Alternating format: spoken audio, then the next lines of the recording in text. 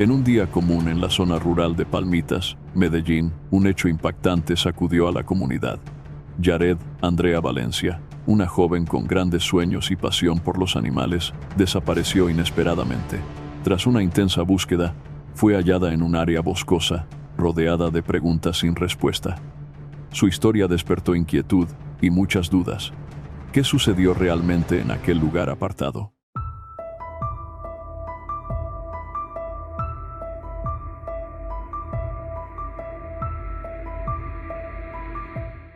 Desde que nació, Yared Andrea Valencia fue una niña muy alegre. Su cualidad más destacada era su solidaridad. Era capaz de quedarse sin nada con tal de ayudar a los demás. También se caracterizaba por su sinceridad y por tener un carácter fuerte. Cuando debía ser firme, lo era. Su mirada penetrante y brillante la hacía única. Creció en Medellín junto a su madre, Alba, y su hermana, Jessica Valencia. Desde muy joven comenzó a trabajar en un restaurante, donde atendía al público, realizaba diversas tareas y hacía domicilios en motocicleta.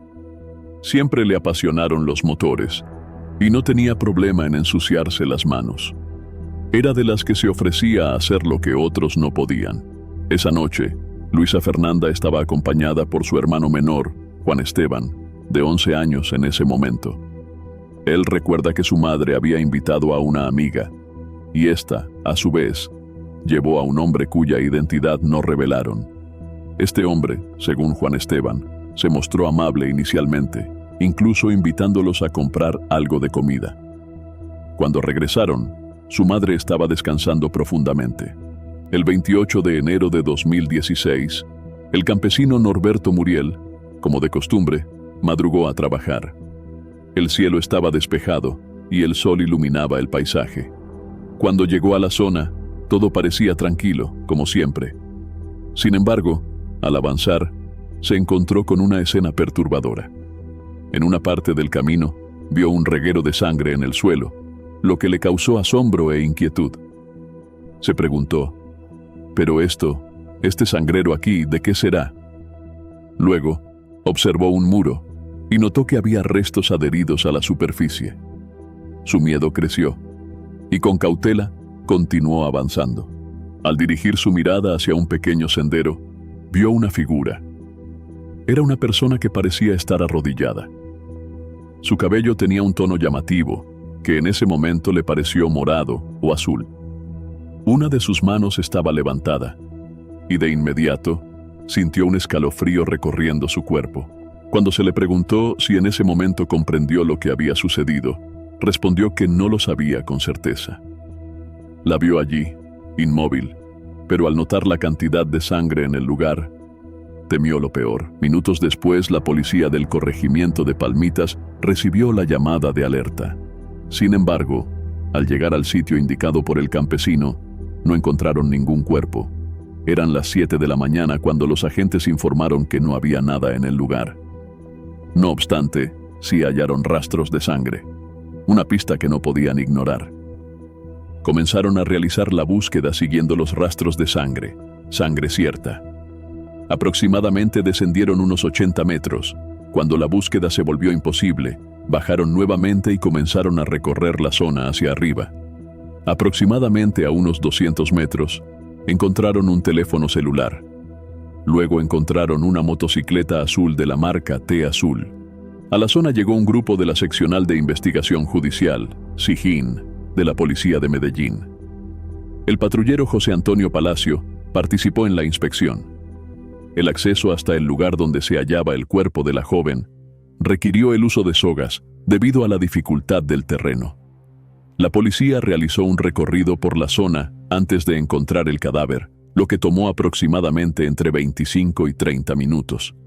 El cuerpo no fue encontrado en el sitio señalado inicialmente por el campesino, ya que había sido movido. Al parecer el cuerpo, cuando fue arrojado al vacío, un árbol sostuvo la trayectoria del cuerpo, entonces quedó con la parte del abdomen apoyada sobre un árbol.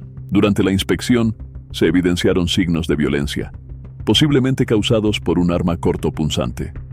La joven vestía un tenis azul y gris en el pie derecho, un legging negro y una blusa color café. Presentaba varias heridas, una en cada antebrazo. Su cabello estaba teñido con un tono verdoso y se estimó que tenía entre 20 y 25 años de edad. No llevaba aretes, anillos, celular ni ningún documento que permitiera identificarla. Dado que el lugar era de difícil acceso, no solo intervinieron unidades de criminalística, sino que también fue necesaria la presencia de los bomberos, quienes, con la ayuda de lazos, lograron extraer el cuerpo. El cadáver encontrado fue trasladado a medicina legal para su plena identificación. Las únicas pistas disponibles eran las placas de una motocicleta. Ese mismo día, 28 de abril de 2016, en el barrio Robledo de Medellín, una joven fue reportada como desaparecida. Se trataba de Yared Andrea Valencia, de 22 años, quien nunca llegó a su casa. Su teléfono celular sonaba, pero nadie obtenía respuesta. Su familia comenzó a preocuparse cada vez más. La ansiedad creció y las lágrimas no tardaron en aparecer. Al cotejar la información de las placas, se descubrió que la motocicleta se encontraba en el abismo, justo en el lugar donde se había hallado el cuerpo. La moto estaba registrada a nombre de Alba, pero quien la conducía era su hija.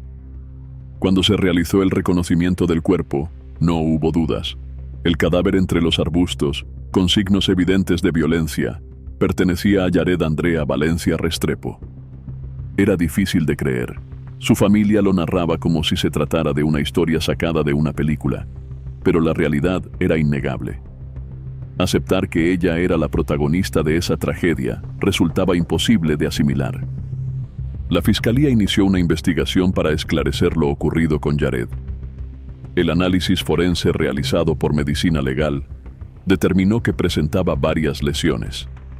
Un suceso conmovedor que dejó a su familia sumida en el dolor y en la incertidumbre, con muchas preguntas aún sin respuesta. Pero, ¿quién podría haber sido su enemigo? La fiscalía comenzó a investigar los días previos a su desaparición. Alba relató que tuvo contacto con su hija por última vez la mañana del 27 de enero de 2016, cuando Yared la llamó para decirle que se sentía enferma. Mencionó que solo le habían dado incapacidad por 2 días y se encontraba con fiebre. Esa mañana, Yared mencionó que iba a salir con su exnovio, Juan Camilo Obando. Más tarde, Alba los vio marcharse juntos, lo que llevó a señalar a Juan Camilo como el principal sospechoso. Además, cuando intentó comunicarse con él, no obtuvo respuesta. Al día siguiente, al llamar a la casa de Juan Camilo, le informaron que él ya no estaba allí. El hecho de que Juan Camilo hubiera sido visto con Yared el día en que se perdió su rastro no significaba necesariamente que estuviera relacionado con lo sucedido. Sin embargo, su jefe confirmó que ese mismo día mantuvieron una conversación. Durante la llamada, insistió en que no tenía información sobre su paradero, pero pidió ser notificado si alguien sabía algo de ella. La noticia sobre lo sucedido con Yared se propagó rápidamente en redes sociales, especialmente en los grupos animalistas, a los que ella y su exnovio pertenecían. María Alexandra Godoy, amiga de Juan Camilo, y también miembro de estos grupos, recordó la conmoción que causó la noticia. Ella, al principio, no lo creyó. Pensó que debía ser un error. En ese momento, intentó comunicarse con Juan Camilo a través de WhatsApp y Facebook, pero descubrió que su cuenta había sido cerrada. Los mensajes enviados por WhatsApp no llegaban, y su celular estaba apagado. Mientras familiares y amigos de Yared lo buscaban, la policía avanzaba en la investigación. Al día siguiente de la desaparición, Juan Camilo decidió presentarse voluntariamente en una estación de policía. Se dirigió al CAI López de Mesa, ubicado en el barrio Robledo, donde vivía Yared, y admitió haber sido responsable de lo sucedido con su expareja. La entrega de Juan Camilo tomó por sorpresa a la familia de Yared, justo en un momento de profundo dolor. Ante las autoridades, expresó estar dispuesto a asumir las consecuencias de sus acciones. Sin embargo, la gran incógnita para sus seres queridos era qué lo había llevado a tomar esa decisión. Su madre, entre lágrimas, lamentó que, de haber tenido algún indicio antes, habría hecho todo lo posible para proteger a su hija. La fiscalía inició una investigación sobre el pasado de Juan Camilo. Lo que las autoridades desconocían hasta ese momento era que, mientras comenzaba el proceso judicial en su contra por lo sucedido con Yared, otra historia paralela surgía en torno a él y otra joven. El corregimiento de Palmitas, en Medellín, fue el lugar elegido por Juan Camilo Obando Toro para deshacerse del cuerpo de su exnovia, Yared Andrea Valencia. El cadáver de Yared, que presentaba más de 15 señales de violencia, fue encontrado en un abismo de difícil acceso, el mismo lugar donde también hallaron su motocicleta. En la casa abandonada que está en la parte superior de esta montaña, vimos los arrastres con manchas rojas al parecer, o color original, o similar al de la sangre, por donde al parecer el sujeto arrastra a la víctima y la tira por un balcón. Va a ser una zona que parecía un balcón, la roja la zona verde, y posteriormente se ve otro arrastre entre la zona verde, el cual nos indica por dónde posiblemente la arrojo hacia esta parte de la montaña. La zona donde ocurrió el hecho parecía un balcón natural sobre la montaña, con una densa vegetación. Se observaron rastros de arrastre en la zona verde, lo que indicaba el posible recorrido del cuerpo hasta esa parte de la montaña. Un día después del suceso, Juan Camilo Obando se entregó voluntariamente ante la Fiscalía de Medellín. Este acto fue interpretado de distintas maneras. Para algunos, como Alba, la madre de Yared, no fue un acto de arrepentimiento genuino. Ella consideraba que Juan Camilo no tenía sentimientos y no comprendía lo que era el arrepentimiento. Alba, según sus propias palabras, descubrió demasiado tarde el peligro en el que se encontraba su hija. Sentía que todo lo que ocurrió con Yared era como una crónica de una tragedia anunciada. Observó las señales, pero no pudo evitarlo. La Fiscalía de Medellín lo describió como una persona con múltiples facetas. Desde una perspectiva social, se presentaba como un hombre amigable, cálido y amante de los animales, especialmente de los perros. Participaba activamente en grupos de redes sociales dedicados al bienestar animal, lo que le permitía proyectar una imagen de persona solidaria y comprometida con los animales. Esta versión coincidía con la percepción de algunos amigos de Yared. Julie Liscano, quien lo conoció, recordó que su primera impresión no fue negativa, considerándolo una persona normal. Físicamente, Juan Camilo era de baja estatura, pero solía mostrar sus medallas y logros deportivos, a pesar de su complexión menuda. Carlos Ignacio López, amigo de Yared y exalumno de Juan Camilo, confirmó que tenía un historial en las artes marciales y que era apasionado de los tatuajes. Además, según quienes lo conocieron, su perfil de pareja era bastante específico. Le atraían mujeres de baja estatura, tatuadas y con antecedentes de conflictos familiares. Incluso, en alguna ocasión, expresó abiertamente su preferencia por ese tipo de mujeres. El vendedor accedió y buscó el número en su celular, donde lo tenía guardado como el Flaco, ya que no conocía el verdadero nombre del hombre. Minutos después de realizar la llamada desde el negocio, un hombre llegó en una moto negra para recoger a Luisa. Según el testimonio, la niña lo saludó de manera muy efusiva y lo abrazó antes de subirse a la moto con él. Eran aproximadamente las 7:45 de la noche cuando se marcharon juntos. Cuando ingresaron a la casa de Juan Camilo, encontraron varias navajas. Una sobre el televisor, otra en la cama y una más en la mesita de noche. La escena dejó una impresión inquietante. Quienes conocían la relación entre Juan Camilo y Yared notaron señales de alerta. A las personas cercanas a Yared les preocupaba su bienestar, pues se temía que la situación empeorara. En varias ocasiones, Yared mostró su ropa con cortes y rasgaduras, lo que sugería momentos de tensión dentro de la relación. Algunos de sus amigos ya habían advertido que Juan Camilo acabaría por hacerse daño a sí mismo o a alguien más, pero Yared ya no estaba enamorada. Sin embargo, nadie imaginó que la situación llegaría tan lejos. Desde el principio de la relación, Yared estuvo en peligro. En conversaciones con su familia, Yared expresó que él era una persona posesiva. Durante el tiempo que vivió con él, le restringió la libertad, hasta el punto de no permitirle salir de la casa. La madre de Yared, Alba, se dio cuenta demasiado tarde de las señales de advertencia que nadie había atendido a tiempo. Además de los episodios de violencia física, Jared también sufrió maltrato psicológico. Juan Camilo le dirigía palabras hirientes, atacando su apariencia y autoestima. Alba, con pesar, decía que su hija era hermosa, pero que el trato de Juan Camilo había afectado su imagen y bienestar. Antes de la tragedia, Jared había tomado la decisión de terminar la relación. Sin embargo, la relación con Juan Camilo dejó secuelas visibles en ella, tanto físicas como emocionales. Su deterioro era evidente. Familiares cercanos notaron su agotamiento y pérdida de peso. Su sonrisa desapareció, y en los últimos días, su mirada reflejaba una profunda tristeza. Incluso sus perros, a quienes tanto amaba, también sufrieron las consecuencias de esa relación. Uno de ellos, Milo, a quien Jared había rescatado de la calle, también fue maltratado. Cuando Jared lo llevó a su casa, notó que el animal tenía 3 cicatrices en la cabeza, lo que indicaba que había sido golpeado. Se decía que Juan Camilo maltrataba al perro como una forma de manipular a Jared. Cuando Juan Camilo se entregó a las autoridades, ya estaba plenamente vinculado con lo sucedido y no hubo juicio.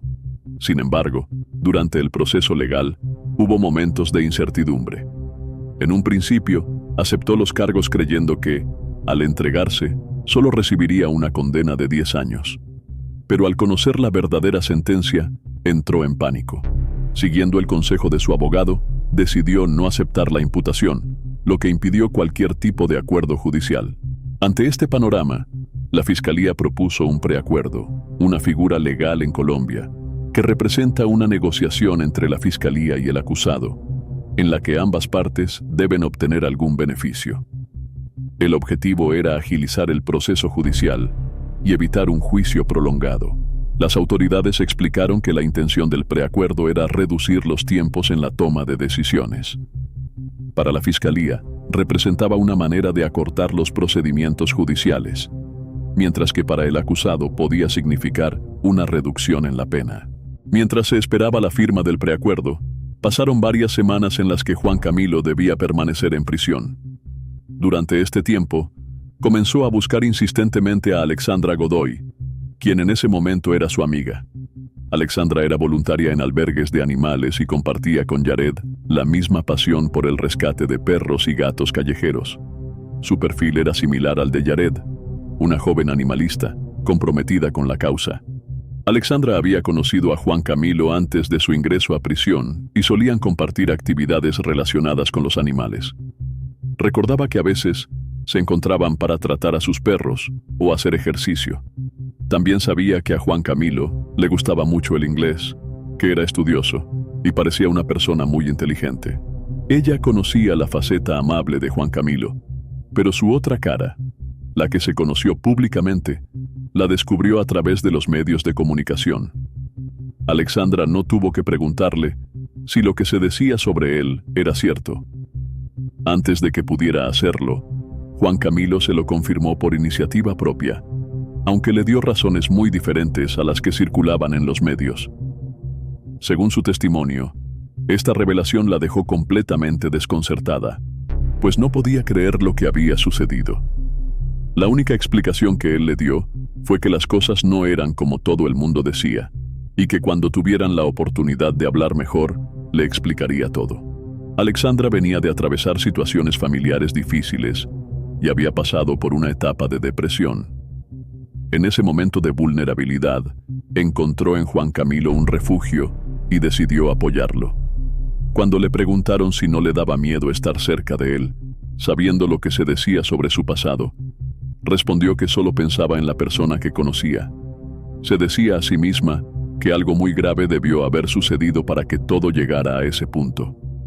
Quería entender más sobre lo que había pasado, por lo que en ese momento no decidió alejarse, sino esperar y ver qué ocurría. Sin embargo, con el tiempo, comprendió que esa decisión fue un error. Ella no dimensionó lo que realmente estaba haciendo. En su afán de salir de la situación en la que vivía, terminó entrando en lo que podría considerarse la boca del lobo. A pesar de estar en prisión, Juan Camilo encontró la manera de influir en la vida de Alexandra, aprovechándose de sus miedos y vulnerabilidades. Con el tiempo, Alexandra misma se dio cuenta de que la historia de Jared parecía repetirse en su propia vida. Los comentarios despectivos se volvieron frecuentes. Palabras hirientes como "no sirves para nada" o "eres demasiado torpe" se convirtieron en parte de su día a día. Con tan solo 18 años recién cumplidos, Alexandra quedó atrapada en una relación marcada por el control y la manipulación. Según su testimonio, hubo momentos en los que la situación se volvió insostenible. En esos momentos, Alexandra le expresó a Juan Camilo su intención de denunciarlo si continuaba tratándola de esa manera. Sin embargo, a pesar del daño emocional que estaba sufriendo, continuó a su lado. Cuando se le preguntó por qué no se alejaba de él, su respuesta reflejó el impacto que Juan Camilo tenía sobre ella. Alexandra pensaba que él tenía razón, que al final todo lo que pasaba era culpa suya. Las advertencias y presiones que Juan Camilo ejercía sobre Alexandra no eran muy diferentes a las que había ejercido con Jared en su momento. Con el tiempo, Alexandra comprendió que, aunque había cometido un error al involucrarse con él, no merecía haber vivido todo lo que sufrió. La existencia de Alexandra y su vínculo con Juan Camilo se hizo pública cuando ella compartió en redes sociales una publicación sobre las amenazas que había recibido. En ese mensaje, se mencionaba el nombre de Jared y se hacía una referencia inquietante. "Te haré sentir lo mismo que sintió Jared". Juan Camilo Obando Toro se entregó a las autoridades luego de lo sucedido con su exnovia, Jared Andrea Valencia, en una zona aislada y boscosa del área rural de Palmitas, en Medellín. En enero de 2016, un equipo de criminalística, con el apoyo de los bomberos, logró encontrar el cuerpo en el lugar, el cual presentaba múltiples señales de lo ocurrido. Gracias a que Juan Camilo aceptó los cargos, tuvo derecho a una reducción en su sentencia, la cual fue acordada con la Fiscalía a través de un mecanismo conocido como preacuerdo. En Colombia, esta figura legal funciona como una negociación que beneficia tanto a la Fiscalía como al acusado. Por un lado, permite agilizar los procesos judiciales y por otro, otorga una rebaja del 25% en la pena. Sin embargo, para Alba, madre de Jared, la forma en que ocurrieron los hechos y el intento de hacer desaparecer el cuerpo de su hija no merecían ningún tipo de negociación. En su opinión, Juan Camilo debía cumplir su condena en su totalidad, sin reducciones. Alba consideraba que la ley no se aplicaba como debía, ya que se le otorgaba un beneficio del 25% solo por haberse entregado y aceptar los cargos. Sentía que Juan Camilo estaba pagando su condena con ventajas, creyendo que en 10 años podría quedar en libertad. A pesar de lo que pudiera parecer injusto para la familia, la legislación colombiana permite estos preacuerdos como una estrategia para descongestionar el sistema judicial, aunque en muchos casos esto implique dejar de lado la verdad y algunos detalles clave de los hechos. Expertos en derecho penal explicaron que cuando se establece un preacuerdo, la práctica probatoria se reduce considerablemente, lo que significa que en la mayoría de los casos no se llega hasta el final de la investigación. Después de 4 meses del incidente y tras la aprobación del preacuerdo firmado entre la Fiscalía y Juan Camilo Obando Toro, el Juzgado Séptimo Penal del Circuito de Medellín emitió una condena de 31 años de prisión por un delito de alta gravedad. Esta sentencia, que actualmente está cumpliendo en la cárcel de Picaleña, en la ciudad de Ibagué, equivale a 375 meses, es decir, casi 32 años. Para muchos, esta no era una pena ligera. Sin embargo, con el preacuerdo firmado y la condena impuesta, ya no había posibilidades de investigar más sobre el caso. La pregunta sobre por qué Juan Camilo causó daño a Jared dejó de ser una tarea para la Fiscalía. A pesar de la condena, es importante recordar que Juan Camilo, estando en prisión, inició una nueva relación con Alexandra Godoy. Fue en esa relación donde comenzó a contarle detalles sobre lo sucedido con Jared, incluyendo su versión de los hechos. Según lo que le relató, la discusión fue el punto de quiebre, mencionando que había una tercera persona involucrada, y que cuando Jared comenzó a gritar, fue en ese momento cuando él tomó la decisión de agredirla.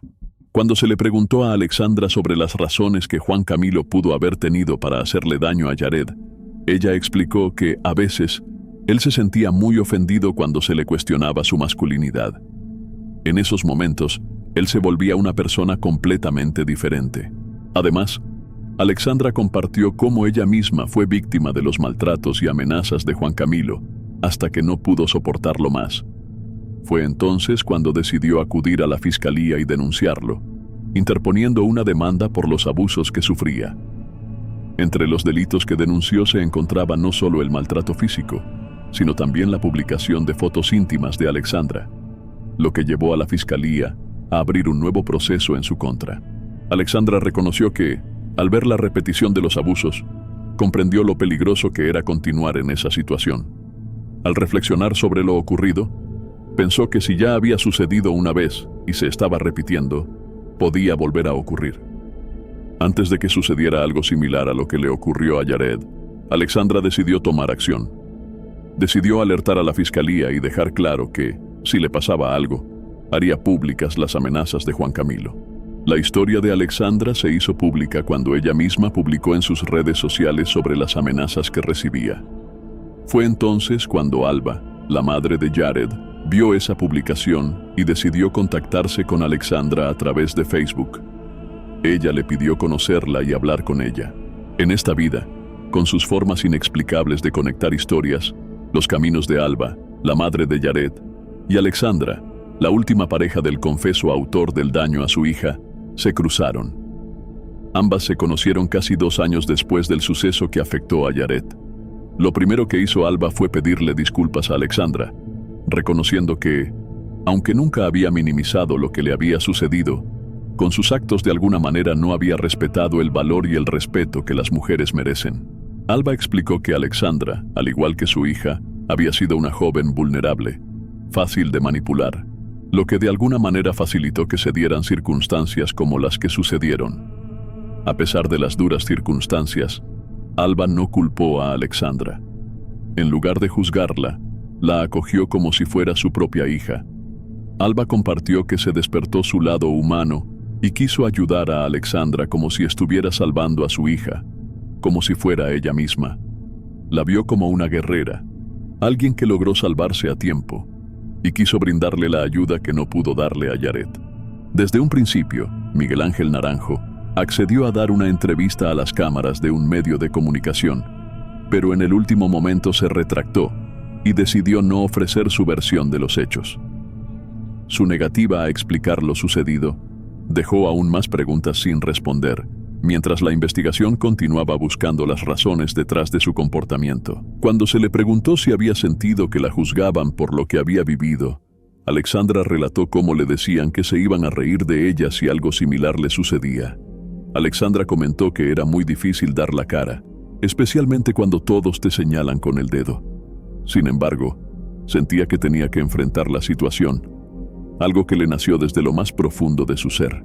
Hoy en día, Alexandra forma parte de un programa de protección de la Fiscalía, ya que ella y su bebé siguen recibiendo amenazas desde la prisión por parte de Juan Camilo Obando Toro.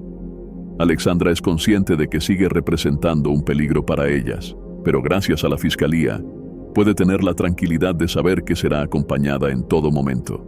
Un miembro de la Fiscalía expresó con determinación que lo que se les pide a las víctimas es que confíen en la Fiscalía. Es nuestra misión y no queremos más víctimas de violencia. No queremos que más personas sufran lo que nosotros sufrimos, afirmó. A pesar de todo lo que ha vivido, en el corazón de Alba siempre quedará guardada la mirada y la sonrisa de su hija Yared, esos sueños que se fueron con ella. Alba concluyó, con la tristeza profunda de una madre que perdió a su hija de la peor manera imaginable, que lo que le ocurrió fue una muerte en vida. ¿Crees que toda la verdad ha salido a la luz? ¿O todavía hay algo oculto? Deja tu opinión en los comentarios, y si te interesa nuestro contenido, no olvides suscribirte al canal.